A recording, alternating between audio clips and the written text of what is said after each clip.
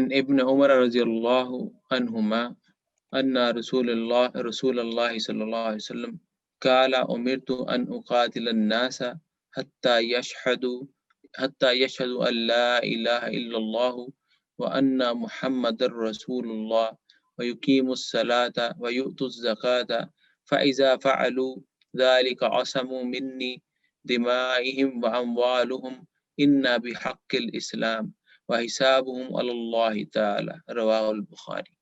جی اس کا سند کا اور متن کا تعین بھی کر دیں۔ جی سند جو ہے یہ ان ابن عمر رضی اللہ تعالی عنہما، یہاں یہ سند ہے، اور کالا کے بعد امرت ان اقاتل الناس، یہ یہاں سے لے کے آخر تک جو ہے یہ متن ہے۔ جزاکم اللہ خیرا۔ جی یہ حدیث جو ہے وہ روایت کرنے والے جو صحابی ہیں وہ ابن عمر رضی اللہ تعالی عنہ ہیں۔ عمر رضی اللہ تعالی عنہ کے صاحبزادے جو ہیں وہ کافی زیادہ تھے، کیونکہ ایک سے زیادہ شادیاں تھیں آپ رضی اللہ تعالی عنہ کی۔ تو کون سے بیٹے مراد ہیں اس حدیث میں؟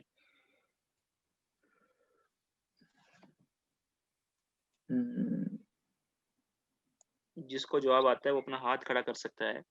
کون سے بیٹے، کون سے صاحبزادے مراد ہیں ابن عمر سے؟ کیونکہ آپ رضی اللہ تعالیٰ عنہ کے ایک سے زیادہ صاحبزادے تھے۔ جی وقار احمد ملک، مجھے لگتا ہے آپ لوگ اپنے آپ کو انمیوٹ کر سکتے ہیں خود سے۔ عبداللہ ابن عمر رضی اللہ تعالیٰ۔ جزاک اللہ خیر۔ جی ابن عمر سے مراد جب بھی آئے گا تو عبداللہ رضی اللہ تعالی عنہ آئے گا۔ حضرت ابن عمر رضی اللہ تعالیٰ عنہ کے بارے میں ہم پہلے تفصیل سے بات کر چکے ہیں، اس کا تھوڑا سا مراجعہ ہو جائے آپ حضرات کی زبانی، کہ ابن عمر رضی اللہ تعالیٰ عنہ کی ایک کوالٹی مشہور تھی جس کی وجہ سے وہ ممتاز تھے اپنے باقی صحابہ سے۔ کیا وہ کوالٹی تھی؟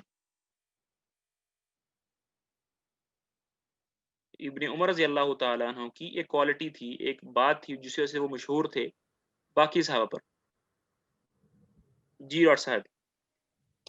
السلام علیکم۔ وعلیکم السلام ورحمۃ اللہ وبرکاتہ۔ سنت کی اتباع کا بہت اہتمام فرماتے تھے۔ جزاکم اللہ خیر۔ جی ہاں، ابن عمر رضی اللہ تعالیٰ عنہ کے بارے میں آتا ہے کہ جس اہتمام کے ساتھ سنتوں کا کرتے تھے یہ باقی صحابہ بھی کرتے تھے، اس میں کوئی شک نہیں، لیکن ان کے اندر اہتمام زیادہ تھا، اور اس کے بارے میں حضرت خدیجہ رضی اللہ تعالی عنہا نے صراحتاً فرمایا ہے کہ جتنا اہتمام جو ہے ابن عمر فرماتے ہیں اور کوئی نہیں فرماتا۔ وہاں پر ہم نے بات کر لی تفصیل کے ساتھ، تو یہاں پر اب بات نہیں کریں گے۔ ان رسول اللہ صلی اللہ علیہ وسلم قال، کہ آپ صلی اللہ علیہ وسلم نے ارشاد فرمایا ہے، امرتو، کہ مجھے حکم دیا گیا ہے۔ آپ حکم دینے والا کون ہے؟ ظاہری بات ہے اللہ تعالیٰ ہیں، وہ حکم دینے والے ہیں۔ کیا حکم دیا گیا ہے؟ ان اقاتل، کہ میں قتال کروں۔ کس کے ساتھ قتال کروں؟ الناس، لوگوں کے ساتھ قتال کروں، حتی، یہاں تک کہ، کب تک قتال کروں؟ یہاں تک کہ یشہدو، لوگ گواہی دیں، اللہ الہ الا اللہ، کہ اللہ کے سوا کوئی معبود نہیں ہے، وان محمد الرسول اللہ، اور آپ صلی اللہ علیہ وسلم اللہ کے رسول ہیں، ویقیموا الصلاۃ، اور نماز قائم کریں، ویؤتوا الزکوٰۃ، اور کیا دیں؟ زکوٰۃ ادا کریں۔ فَإِذَا فَعَلُوا ذَلِكَ، جب یہ کام کر لیں، گواہی دے دیں، نماز قائم کرنا شروع کر دیں، زکوٰۃ دینا شروع کر دیں، جب یہ کر دیں، عَصَمُوا مِنِّی، تو وہ لوگ کیا کریں گے؟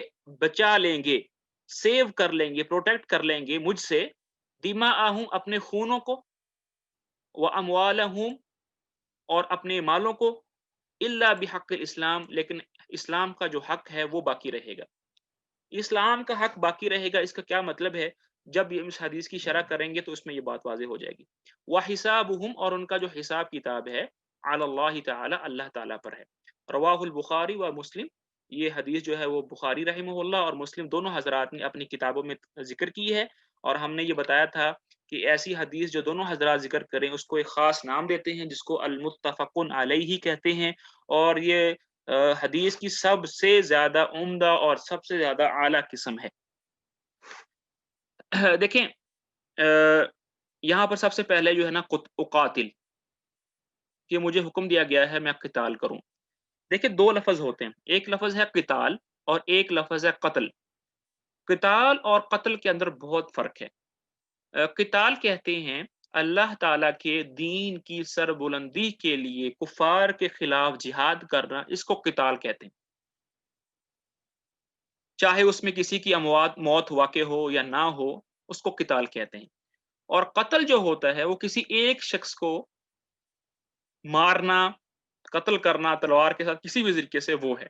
تو آپ صلی اللہ علیہ وسلم فرما رہے ہیں کہ مجھے قتال کرنے کا یعنی جہاد کرنے کا، اللہ تعالیٰ کی جہاد کی تعریف ہی یہی ہے کہ اللہ تعالیٰ کی دین کی سربلندی کے لیے کلمت اللہ کو، اعلاء کلمت اللہ کے لیے لڑنا، اس کو جہاد کہتے ہیں۔ یہاں تک کہ جب لوگ جو ہیں وہ گواہی دے دیں گے، اور گواہی آپ کو پتہ ہے کہ اقرار باللسان و تصدیق بالقلب، زبان اس کا اظہار کرے اور دل اس کا کیا کرے، اس کی تصدیق کرے۔ جب یہ کام کر لیں گے اور نماز قائم کر لیں گے اور زکوٰۃ دے دیں گے تو کیا ہوگا؟ پھر میں ان سے قتال نہیں کروں گا، پھر وہ کیا ہوں گے؟ میں ان کی حفاظت کروں گا بجائے کہ میں ان سے قتال کروں۔ دیکھیں، پہلی جو بات ہے گواہی دینا، یہ تو سب سے بنیادی چیز ہے کہ اسلام میں داخل ہونا میں سے سب سے پہلی چیز یہ ہے کہ آپ النطق بشہادتین، کہ آپ اقرار کریں شہادتین کا۔ اس کے بعد جو شعائر اسلام ہے، الصلاۃ ہے، الزکوٰۃ ہے، اس پر بھی قتال ہو سکتا ہے۔ مثال کے طور پر کوئی بستی مسلمانوں کی ہے، اور اگر وہ خدا نہ خواستہ یہ اس بات کا یعنی کہ اتفاق کر لیں کہ ہم نماز نہیں پڑھیں گے، ہم آج کے بعد اذان نہیں دیں گے، تو ایسی بستی والوں کے خلاف بھی جہاد کرنا واجب ہے، کیونکہ انہوں نے شعائر اسلام کو توڑا ہے۔ اور اسی طرح زکوٰۃ کے معاملے میں بھی ہے کہ اگر کوئی بستی والے یا کوئی مسلمان یا کوئی قبیلہ، قوم یہ کہے کہ آج کے بعد ہم زکوٰۃ نہیں دیں گے، تو ان کے خلاف بھی جہاد کرنا کیا ہے؟ واجب ہے۔ اور اس کی جو واضح مثال ہے وہ حضرت ابوبکر صدیق رضی اللہ تعالیٰ عنہ کی ہے کہ جب آپ صلی اللہ علیہ وسلم کا انتقال ہو گیا اور آپ رضی اللہ تعالیٰ عنہ خلیفہ بنے، تو لوگ جو تھے وہ کیا ہو گئے؟ اسلام سے دوبارہ نکلنا شروع ہو گئے، مرتد ہونا شروع ہو گئے۔ اور وہ ایک بڑا ہی کٹھن وقت تھا حضرت ابوبکر صدیق رضی اللہ تعالیٰ عنہ کے لیے۔ تو اس میں سے کچھ لوگ، قبیلے والے ایسے تھے کہ ہم اب یعنی کہ آج کے بعد زکوٰۃ نہیں دیں گے۔ تو آپ رضی اللہ تعالیٰ عنہ نے ارشاد فرمایا کہ اگر تم وہ جو ایک رسی جو جانور کے گلے میں باندھی جاتی ہے، اگر وہ بھی تم نہیں دو گے، میں پھر بھی تمہیں اس پہ قتال کروں گا۔ تو شعائر اسلام اگر نہ کیے جا رہے ہوں، اس کی پابندی نہ کی جا رہی ہو اجتماعی طور پر، اور لوگ کہیں کہ ہم نہیں اس کو ادا کریں گے، تو ایسی قوم کے خلاف بھی کیا کر سکتے ہیں؟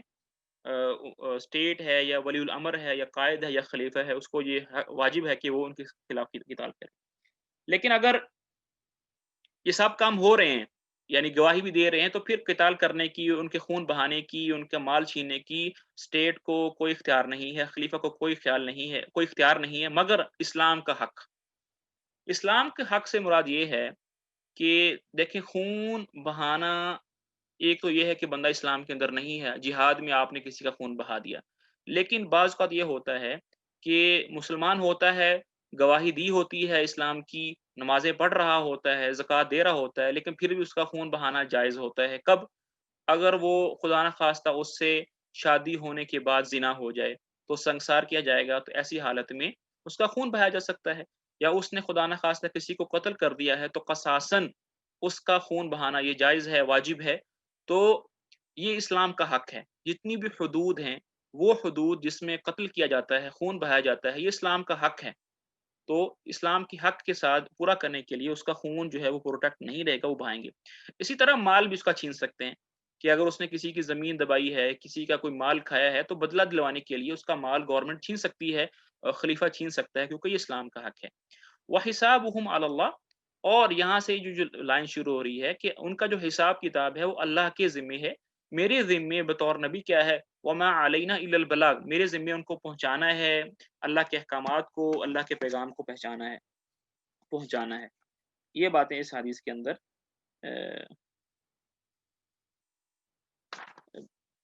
ٹھیک ہے جی۔ یہاں تک کوئی بات پوچھنے والی ہو، کوئی سوال پوچھنا ہو یا کوئی بات کا اضافہ کرنا ہو تو کر سکتے ہیں، پھر ہم اپنی اگلی حدیث کی طرف چلیں گے۔ یہ جو حساب اللہ تعالی، اس کو ذرا تھوڑا ایکسپلین کر دیں، اس کا طرح جی، اس میں سمجھ۔ یہی ہے کہ حساب ہو اللہ سے مراد یہ ہے کہ آپ صلی اللہ علیہ وسلم کو بتایا جا رہا ہے کہ آپ کے ذمے کیا ہے، آپ کے ذمے صرف دین کا کام پہنچانا ہے، ٹھیک ہے؟ یعنی اگر مثال کے طور پر بعض اوقات یہ ہوتا ہے کہ کسی آدمی نے قتل کیا ہوتا ہے یا کسی آدمی نے زنا کیا ہوتا ہے، لیکن وہ سامنے کھل کر نہیں آتا، اس پر حدود جاری نہیں ہوتی، تو اس میں آپ نے اپنی قدرت اور استطاعت کے مطابق کوشش کرنی ہے، لیکن اگر وہ پھر بھی بچ جائیں گے تو قیامت کے دن اللہ سے نہیں بچیں گے، قیامت کے دن اللہ سے نہیں بچیں گے کیونکہ حساب اللہ ہے، اس کا یہ مطلب ہے۔ ٹھیک جی ٹھیک جزاک اللہ کیونکہ دیکھیں آج کل تو مثل خدا نخواستہ کسی آدمی سے زنا ہو جاتا ہے تو وہ گورنمنٹ کو کیا پتا، لیکن قیامت کے دن جو ہے وہ اللہ سے نہیں بچ پائیں گے۔ جی اگلی حدیث پڑھیے۔